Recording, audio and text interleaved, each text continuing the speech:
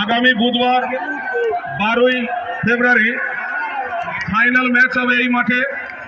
যে দুটি দল অংশগ্রহণ করবেন নলপুর মিতালি সংঘ এবং ডোমজুর থানার অন্যতম দল পূর্ব কলোরা RSK স্পোর্টিং ক্লাব।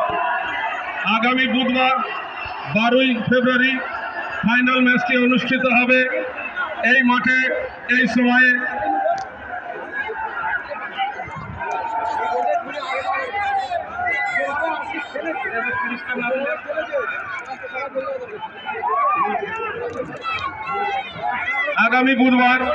আগামী বুধবার 12ই ফেব্রুয়ারি ঠিক এই সময় এই মাঠে অনুষ্ঠিত হবে